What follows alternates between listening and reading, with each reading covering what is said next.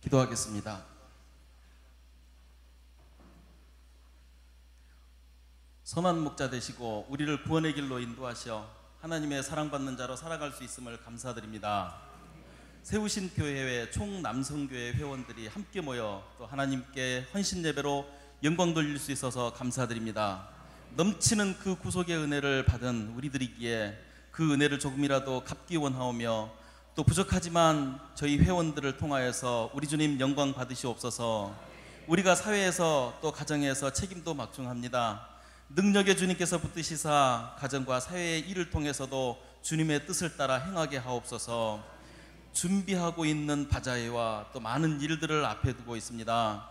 주님께서 일하게 하셨사오니 주님께서 주신 지혜와 또 능력과 그 기회들을 오직 주님의 영광만을 위하여 사용될 수 있도록 우리 주님 도와주시옵소서. 회원들과 임원들에게 열심을 주시사 각 선교회를 바탕으로 교회가 또 부흥케 되기를 원하옵니다. 회원 가정과 또 자녀들과 직장과 모든 사업장에 복 주시사 그 모든 것들이 다 하나님께 드려지는 삶이 또 되게 하여 주시옵소서. 지금 예배 가운데 성령께서 도우시사 오직 주님께만 드려지는 산제사 되게 하여 주시옵소서. 우리 김민성 목사님 단위에 세우셨사오니 또 목사님 교회에 주님께서 능력 주시사 주님 부흥케 하여 주시옵소서. 우리 주님께서 성령의 도우심으로 목사님의 입술을 통하여서 이 시간 주님 말씀하여 주시옵소서.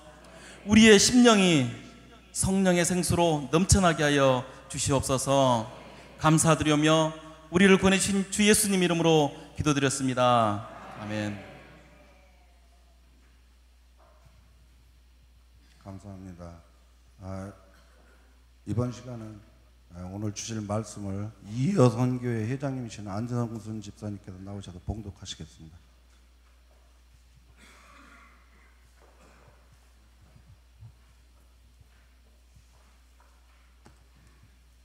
오늘 은혜 받으실 말씀은 로마서 12장 14절부터 21절입니다.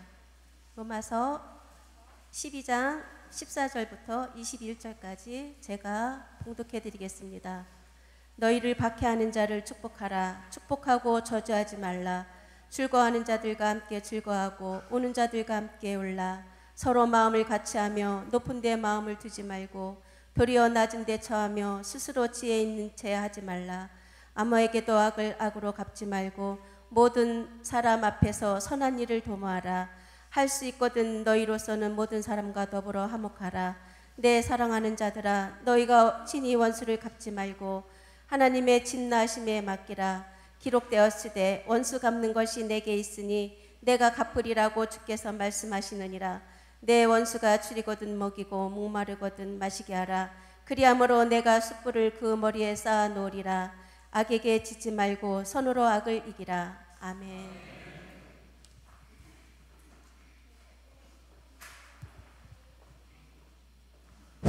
이번 시간은 특송 시간입니다. 선교회 이모님들 전원 앞으로 좀 나와주세요. 이모님들 전부 다 나오세요.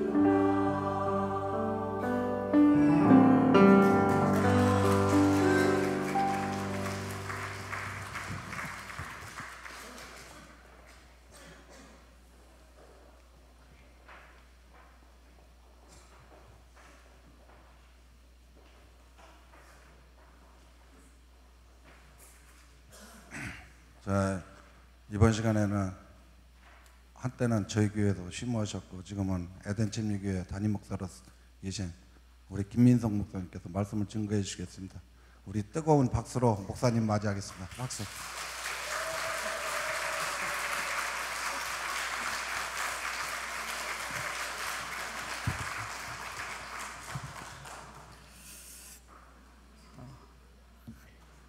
왜 웃으시는 거죠?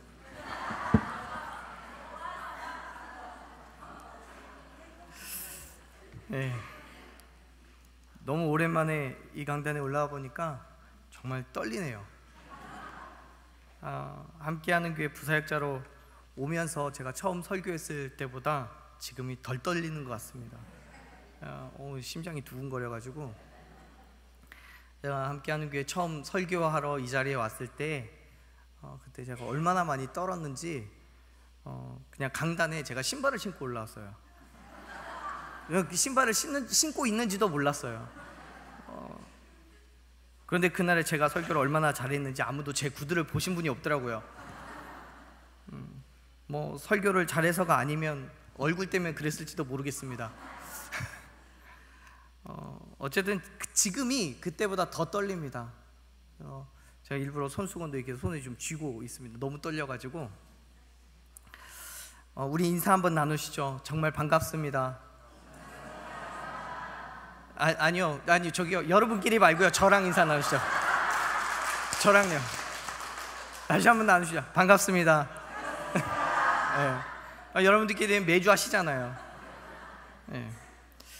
오늘 바자회를 앞둔 선교원 신예배라고 이야기 들었습니다. 그래서 어떤 말씀을 나누어야 될까 많은 고민을 했고요. 그러던 가운데에 오늘 함께 읽었던 로마서 12장 말씀을 우리가 함께 나누려고 준비를 했습니다. 로마서는요, 바울 신앙의 진수라고 불리는 책입니다. 종교개혁자 중에 하나인 칼빈은요, 이 로마서를 신약 성경의 핵심이고 복음의 근본 교리이자 가장 위대한 말씀이라고까지 극찬을 아끼지 않았던 책이 로마서입니다. 그만큼 로마서는 중요한 책임과 동시에 또 그만큼 어려운 책이기도 합니다. 그 중에서요, 이 12장과 13장은 사도 바울이 그리스도인의 삶에 대한 부분을 말씀하고 있는 부분입니다. 그래서 교회와 또 세상의 그 두 영역 사이에서 거룩한 삶을 살아야 한다는 것을 우리에게 가르쳐주고 있는 책입니다. 특별히 이 사도 바울이 이 12장에서 구원받은 성도의 삶에 대해서 이야기하는데, 어떤 면으로 보면 3절에서부터 마지막 21절까지 비슷한 이야기를 하고 있는 것처럼 보입니다. 그런데 우리가 함께 읽었던 14장 21절의 말씀과 그 앞에 있는 말씀에는 그 내용면에서 차이가 있습니다. 먼저 3절에서부터 13절까지의 말씀은 지체들끼리, 성도들끼리 그렇게 서로 화목하고 사랑하고 관계성이 있는 상태에서 교제를 나누는 것에 대한 실제적인 조언을 하는 부분이라면, 14절 이후에서부터는 소위 그 원수 같은 관계 속에서 가져야 할 믿음의 태도를 가르쳐주고 있는 말씀입니다. 다시 말하면요, 지금 사도 바울은 로마 교회에게, 그리고 오늘날 우리에게 이렇게 묻고 있는 거예요.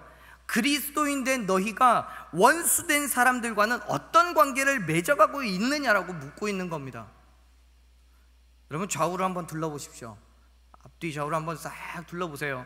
지금 여러분의 옆이나 앞 뒤에 계신 분들이 정말 사랑하고 친밀하고 아끼고 애틋한 관계이신 분들이시겠죠. 하지만 몇몇 분들은 제가 봤습니다만 눈을 흘기시는 분들도 계십니다. 눈 마주치기 싫고 말 섞기 싫고 이분이 왜 내 옆에 앉아 있는지 시험이 들 정도로 그렇게 애써 무시하는 관계가 될지도 모르겠습니다. 사실요, 우리가 가정에서든 또 사회에서든 아니면 교회에서든 우리가 속해 있는 모든 공간들 속에서 나름대로의 인간관계를 맺어가고 있죠. 그리고 그 안에서 친한 사람과는 어떻게든 잘 지낼 수 있습니다. 사랑하는 사람, 친한 사람이라면 저 사람이 나한테 무슨 짓을 해도 이해해주고 용납할 수 있어요. 서로 배려하고 인내하고 잘 섬길 수 있습니다. 그런데 문제는요, 내 마음이 움직여지지 않는 정말 원수 같은 사람에게는 아무것도 해주고 싶지 않아요. 뭘 해도 싫어요. 아니, 뭘 해주기는 그냥 얼굴 마주대하는 것도 싫고 말 섞는 것도 싫어요. 그게 인간적인 마음이죠.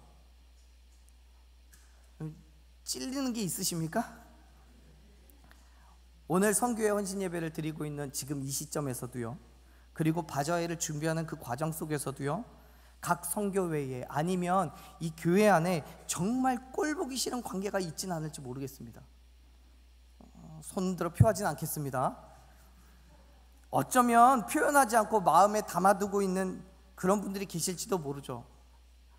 여러분, 정말 나에게 원수 같은 사람들, 아니요, 왼수 같은 사람들에게는 껌 한 통도 주기 싫은 게 인간적인 마음이에요.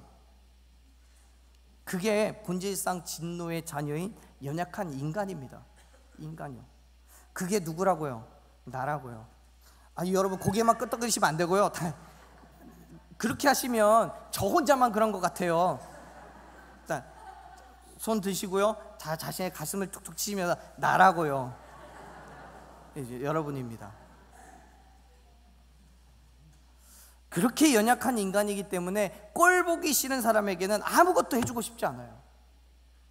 그런데요, 그럼에도 불구하고요, 사도 바울은 말씀하죠. 14절 말씀이요. 뭐라고 얘기합니까? 우리 시험에 들지 말고 읽어보십시오. 저주하지 말라.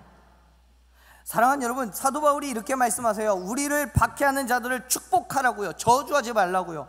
여러분, 이 일이 이 땅에서, 우리의 삶을 살아가는 이 땅에서 가당키나 한 이야기입니까?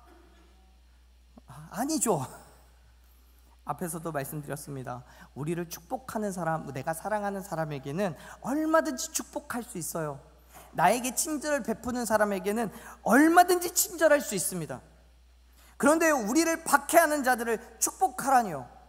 이거는 인간의 본성을 거스르는 일입니다. 과학적으로 증명될 수 없는 일이에요. 가끔 머리카락 자르러요, 미용실에 가서 앉아있으면 동네 아줌마들이 와서 이야기하죠. 드라마 이야기 그렇게 합니다. 그러면서 이렇게 얘기합니다. 못돼 먹은 시애미가 착한 며느리 다 잡아먹는다고요. 그러다가 그 시어머니가 큰 병에 걸렸다고 방송 나오면 이야기합니다. 아고 잘 됐네. 그럼 못돼 처먹으면 빨리 죽어야 돼. 그럼 정말 통쾌해하죠. 인간의 본성은요, 악한 사람이 벌 받으면 그렇게 좋습니다. 그리고요, 착한 사람이 상 받으면요, 배 아파요. 배 아프잖아요. 그런데 지금 사도 바울은 뭐라고 얘기해요? 성경은 전혀 다른 이야기를 하고 있습니다. 우리를 힘들게 하고 박해하는 사람을 오히려 어떻게 하라고요? 축복하라고요. 축복하라고요. 저주하지 말라고요. 왜요? 우리가 왜 그렇게 해야만 하는데요? 도대체 나에게 고통을 주고 가슴에 상처를 준 사람을 왜 축복해야만 하는 겁니까? 사실 지금 이 말씀이 사도 바울이 어느 날 갑자기 하는 이야기가 아니에요. 예수님께서 제자들과 함께 계실 때에 이미 한 차례 하셨던 말씀을 되풀이하고 있는 겁니다. 마태복음 5장 44절 말씀에서 예수님은 제자들에게 이렇게 얘기하세요. 너희 원수를 사랑하며 너희를 박해하는 자들을 위해서 기도하라고요. 바울은 이 말씀을 다시 언급하는 겁니다. 그런데 말씀드렸듯이 왜 우리가 그렇게 해야 됩니까? 그것이 인간적으로 가능한 일입니까? 그런데 여러분, 우리가 그렇게 해야 하는, 할 수 없어도 해야만 하는 이유는 이미 우리가 그 일을 당했기 때문입니다. 보십시오. 저와 여러분은 죄인입니다. 그리고 하나님과 원수되었던 사람입니다. 맞죠? 동의하십니까? 저와 여러분들을 위해서 예수 그리스도께서는 십자가에서 그 고통과 비난과 멸시를 다 당하면서도 오히려 우리를 축복하시고 십자가에서 죽으심으로 저와 여러분의 죄를 용서하신 줄로 믿습니다. 예수님이 다 감당하셨잖아요. 예수님은 당신을 박해하는 자들을 축복하시고 저주하지 않으셨어요. 오히려 십자가 위에서 당신을 못 박은 그 사람들의 죄를 용서해달라고 간구하고 있죠. 그렇게 예수님을 박해한 자들이 누구라고요? 저이고 여러분이라고요. 우리의 죄 때문에 예수님이 십자가를 지셨잖아요. 그렇게 우리는 용서를 받았고 그것을 믿음으로 그리스도인이 되었습니다. 아멘. 그렇기 때문에 우리는 예수 그리스도를 본받아서 살아가고 있는 거죠. 그게 바로 그리스도인이고 우리를 통해 예수 그리스도가 증거가 되는 겁니다.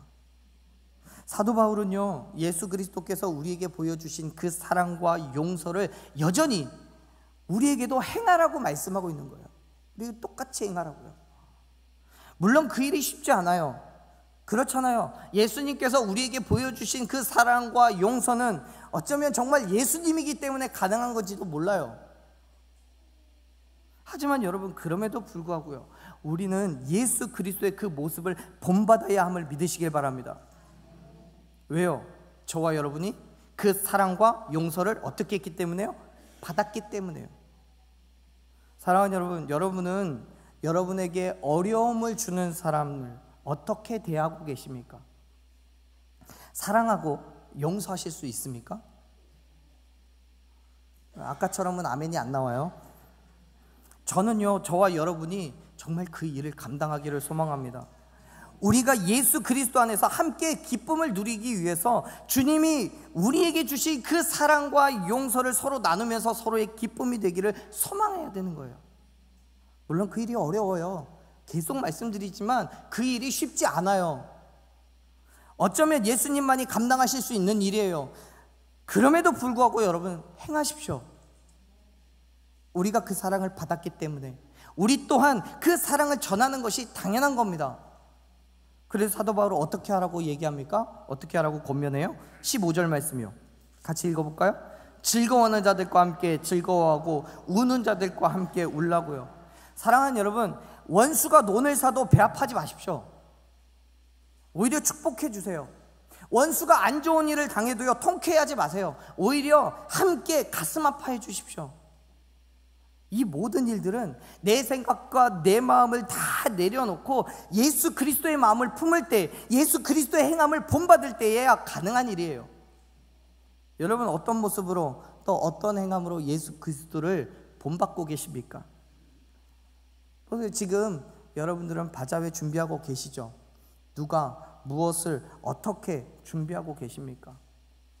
바자회를 준비하는 여러분에게서 예수 그리스도의 모습이 보여지나요?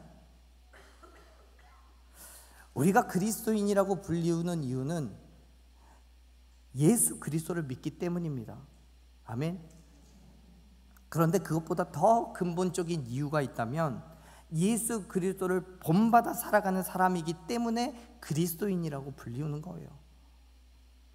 그 예수 그리스도를 본받는다는 것은 예수님께서 이 땅에 오셔서 살아가셨던 그 삶을 본받는 거예요.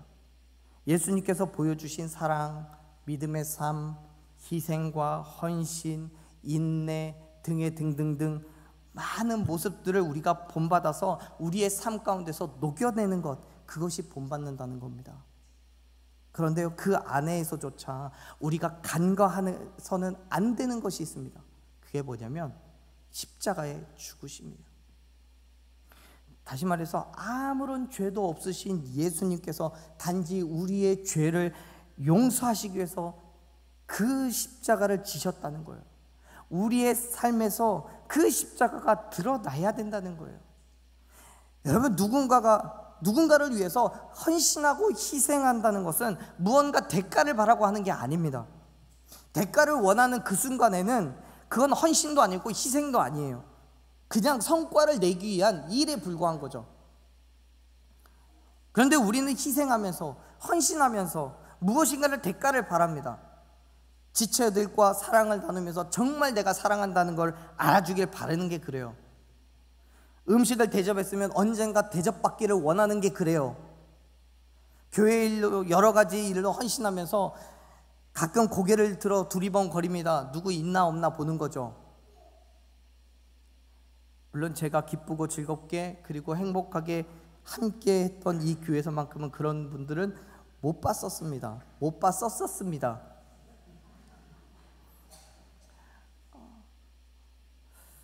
이 교회는 정말 진정한 헌신과 희생이 살아있는 교회라고 저는 확신합니다. 그랬었습니다. 네, 몇몇의 교회에서는 그런 모습이 보이지를 않아요.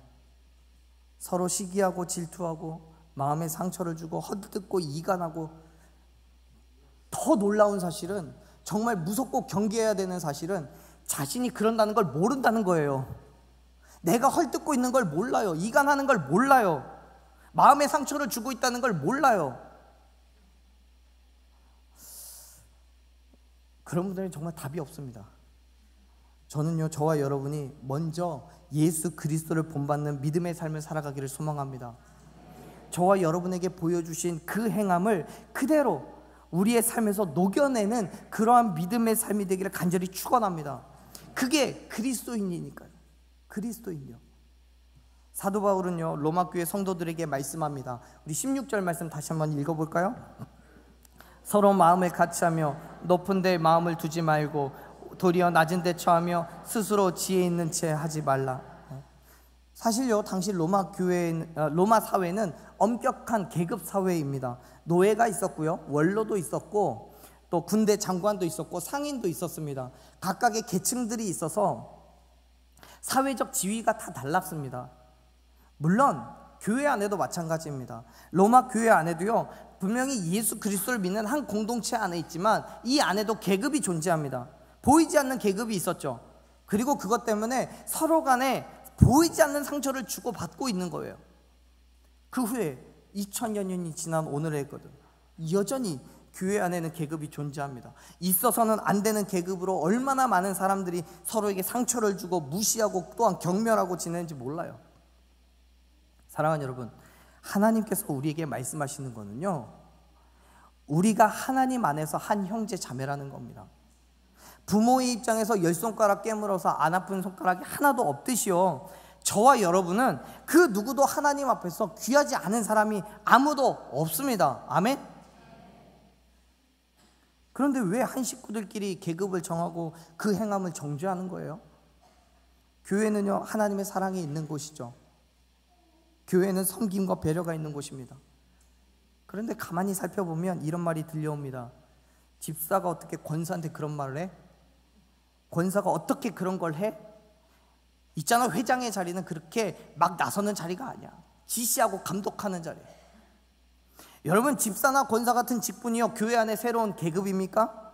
집사도요, 못하는 일이 있는 거고요, 권사도 할 수 있는 일이 있는 겁니다. 죄송합니다. 저희 교회에 권사밖에 없어가지고요.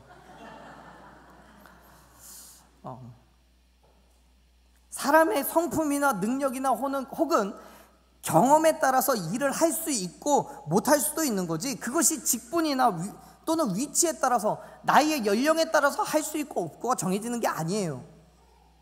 성경 말씀하시잖아요. 뭐라고요? 마음을 같이 하라고요. 서로를 배려하라고요. 사랑하고 아끼라고요. 나누라고요. 내 경험, 내 생각, 내 지식을 주장하지 마세요. 물론 서로의 의견을 내놓아야 될 때도 있습니다. 하지만 내 의견이 세상에서 가장 지혜롭고 가장 정의로운 것이라고 확신할 수는 없잖아요. 그렇기 때문에 사도 바울은 마음을 같이 하라라고 말씀하고 있는 거예요. 그러면서 더불어 말씀하죠. 높은 데에 마음을 두지 말고 낮은 곳에 있으라고요. 스스로 지혜 있는 척하지 말라고요. 왜요? 나와 다른 사람의 생각이나 경험이나 지식이 나와 같을 수도 있겠지만 다를 수도 있기 때문에요. 그렇기 때문에 내 생각이, 내 경험이, 내 지식이 다 옳다고 할 수 없는 거예요. 어떤 책에 이런 내용이 있었습니다. 100m 밖에서 아내를 불렀는데 대답이 없으면 아내가 조금 늙은 거고, 50m 밖에서 아내를 불렀는데 대답을 못하면 많이 늙은 거래요. 그 10m 밖에서 아내를 불렀는데 대답을 못하면 이건 심각한 상태랍니다. 이거를 읽은 어떤 사람이 자신의 아내가 어느 정도 늙었을까 궁금해서 이 방법을 사용해 봤어요. 저녁 전에 아내하고 산책을 나가서 100m 밖에서 아내를 불렀습니다. 여보, 오늘 저녁 메뉴가 뭐야? 아내가 대답이 없습니다. 그래서 생각하죠. 아, 아내가 늙긴 늙었나 보다. 50m 밖에서 다시 아내를 불렀습니다. 여보, 오늘 저녁 메뉴가 뭐야? 역시 대답이 없었습니다. 이 남자가 점점 걱정이 되기 시작했습니다. 10m 밖에서 불렀습니다. 여보, 오늘 저녁 메뉴가 뭐야? 또 대답이 없습니다. 이제는 걱정을 넘어서서 눈물이 흐르기 시작합니다. 이야, 내 마누라가 완전히 심각하구나 하는 생각하는 거죠. 탄식을 하면서 내가 정말 고생시켰나 보다 탄식을 하면서 집에 들어갔습니다. 그리고 주방으로 들어간 아내의 뒷모습을 애처롭게 바라보는 이 사람이 뒤로 다가가서 싹 어깨를 따뜻하게 감싸 안으며 나직하게 물어봅니다. 여보, 오늘 저녁 메뉴가 뭐야? 그제서야 아내가 이야기합니다. 죄송합니다. 그냥 세상에서 하는 말 그대로 합니다. 야, 이 정신 나간 놈아, 내가 김치찌개라고 몇 번 얘기했냐?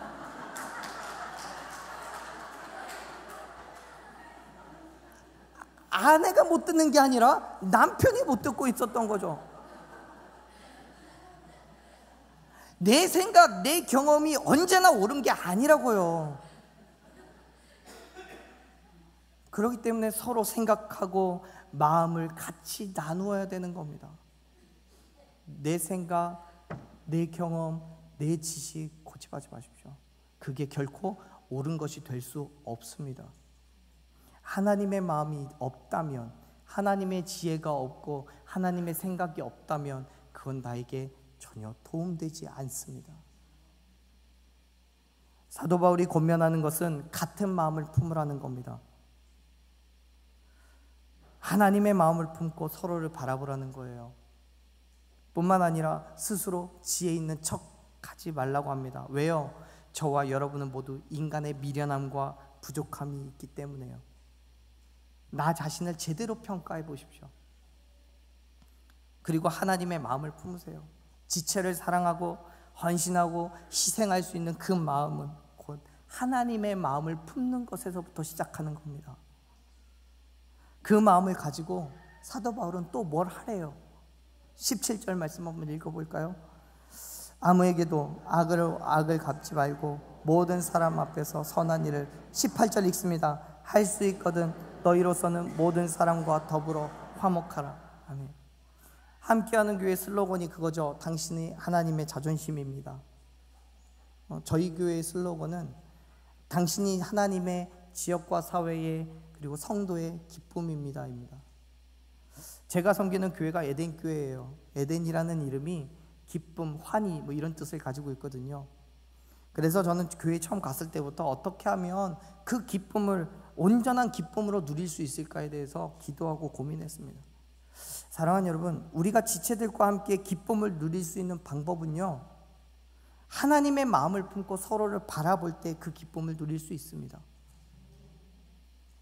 그런데요, 그 기쁨을 함께 누리는 것이 본래 좋아하는 사람이나 또 좋아할 수 있는 사람이라면 얼마든지 할 수 있습니다. 그런데 지금 사도 바울이 이야기하고 있는 이 18절에서 화목하라라고 말하는 그 모든 사람의 범위에는 내가 좋아하는 사람, 아끼고 사랑하는 사람도 있지만 반면 내가 싫어하는 사람, 미워하고 나를 힘들게 하는 사람 또한 포함되어 있는 거예요. 그래서 18절 처음에 뭐라고 되어 있어요? 첫 단어가 그거죠. 할 수 있거든요. 왜요?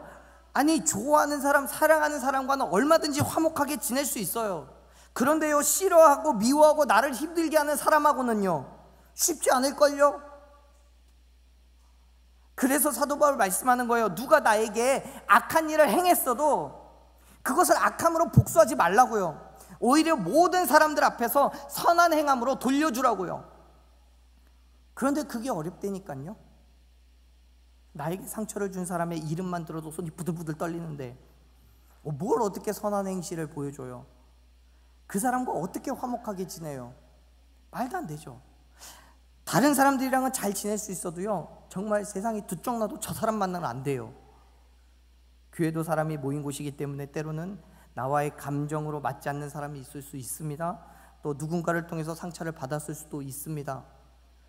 그래서 함께 지내는 것 자체가 고통이고 힘들어요. 그럼에도 불구하고 사도 바울은 뭐라고 말씀하십니까? 모든 사람과 화목하게 지내야 된다고요. 사랑하는 여러분, 여기에 모인 저와 여러분은 모두 예수 그리스도의 죽으심과 부활하심을 믿는 그 믿음 안에서 형제 자매인 줄로 믿습니다. 이 안에서만큼은 우리는 화목할 수 있음 또한 믿습니다. 여러분, 그럼에도 불구하고 화목하십시오. 힘들겠지만, 어렵겠지만 화목하십시오. 괴롭겠지만 화목하십시오. 그런데 여러분, 그렇게 화목할 수 있는 방법에 대해서 성경은 뭐라고 말씀하세요? 제시하고 있는 게 있죠. 19절 말씀이요. 내 사랑하는 자들아, 너희가 친히 원수를 갚지 말고 하나님의 진노하심에 맡기라. 기록되었으되 원수 갚는 것이 내게 있으니 내가 갚으리라고 주께서 말씀하시니라. 20절도 읽어볼까요? 내 원수가 줄이거든 먹이고 목마르거든 마시게 하라. 그리함으로 내가 숯불을 그의 머리에 쌓아 놓으리라. 아멘. 화목을 위해서 우리가 해야 할 일이 뭐예요? 내가 원수 갚지 않는 겁니다. 다시 말하면 사랑하는 지체에게든 미워하는 지체에게든 그 누구에게나 내가 해야 할 역할은 내가 받은 하나님의 사랑을 전하는 것뿐이지, 그를 정죄하고 심판하는 것이 내 역할은 아니라는 거예요. 그걸 누가 하는 겁니까? 하나님이요. 예수 그리스도께서 그 일을 맡으셔야 되는 거예요. 예수님께서 심판자시니까요. 그렇기 때문에 바울은 말하는 거예요. 하나님의 진노하심에 맡기라고요. 나에게 아픔과 괴로움과 상처를 준 사람들의 심판은 하나님 앞에 맡겨놓고 내가 할 일은 오직 선한 일로 먹이고 마시게 하는 일일 뿐이라고요. 우리의 선한 행실을 통해서 그들의 양심이 자책감으로 뜨거워지게 하십시오. 그거를 사도 바울은 숯불을 머리에 쌓아 놓는다라고 표현합니다.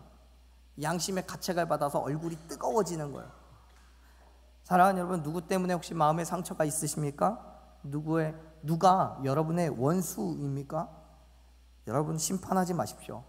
그 악함에 대한 심판은 누가 한다고요? 하나님이 하십니다. 우리가 할 일은 그냥 그를 먹이고 마시게 하는 겁니다. 그래서 사도 바울은 우리에게 강력한 어조로 말씀하시죠. 마지막입니다. 21절 같이 읽습니다. 악에게 지지 말고 선으로 악을 이기라고요. 악에게 지지 마세요. 선함으로 악을 이기십시오.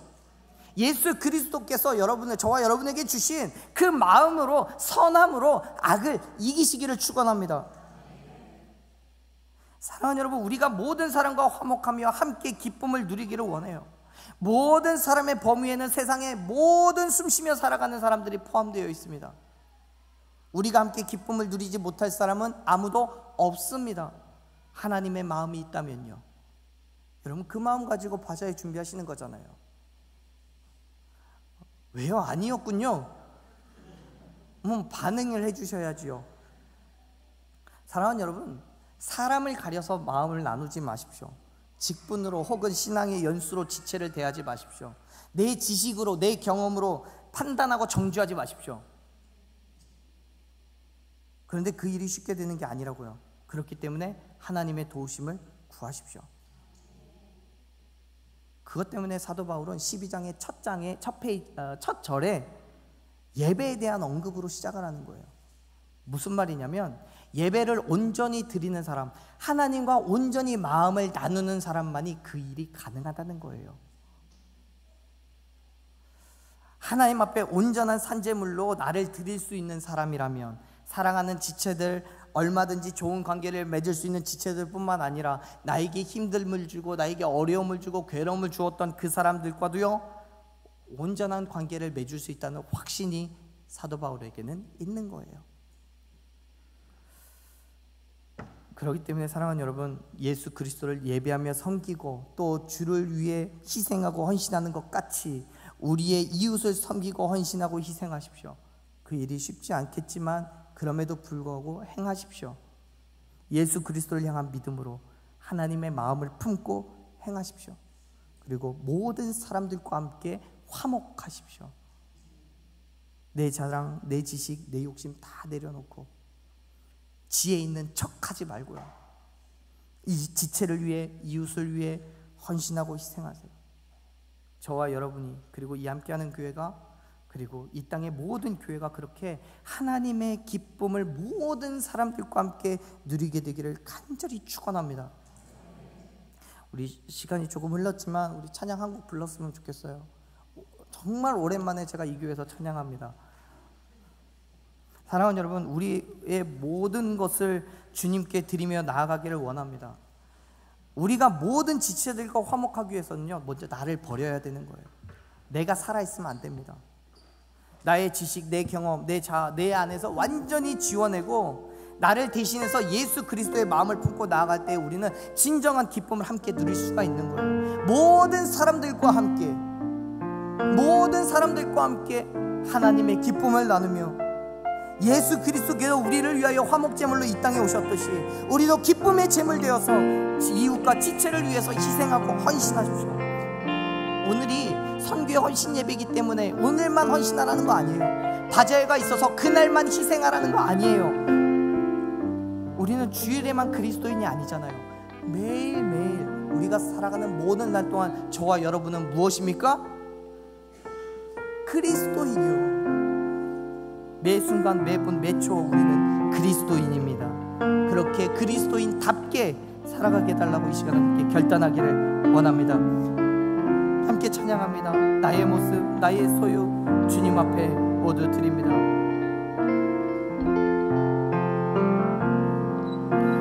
나의 모습, 나의 소유 주님 앞에 모두 드립니다. 모든 아픔, 모든 기쁨, 내 모든 눈물 받아주소서.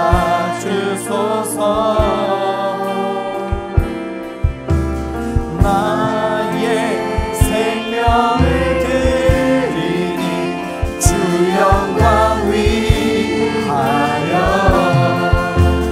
사용하옵소서. 내가 사는 날 동안에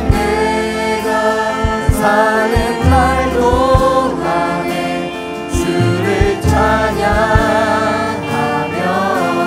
기쁨의 제물 드리니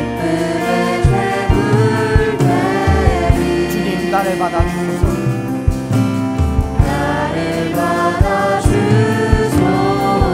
어제 일과 내일 일도 어제 일과 내일도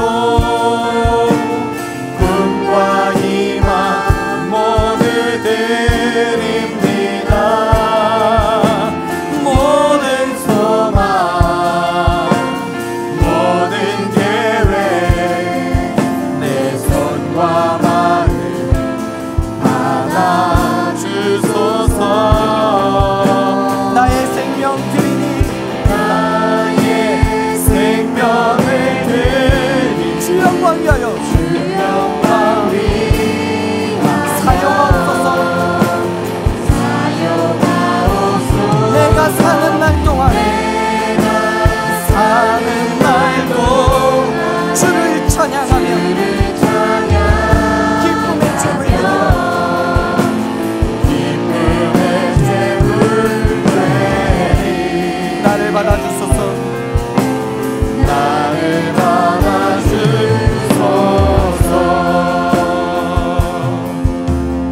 사랑하는 여러분, 우리의 모든 삶이 주님 앞에 있기를 원합니다. 우리의 마음에 주님이 있기를 원합니다. 내 모든 것, 내 모든 소유, 내 모든 아픔, 내 모든 기쁨 주님 앞에 드리고 내 생명까지도 드리고 오직 주님의 영광을 위하여 모든 이들과 함께 기쁨을 누리기를 소망합니다. 기도하겠습니다. 사랑과 은혜가 충만하신 주님, 주님께서 우리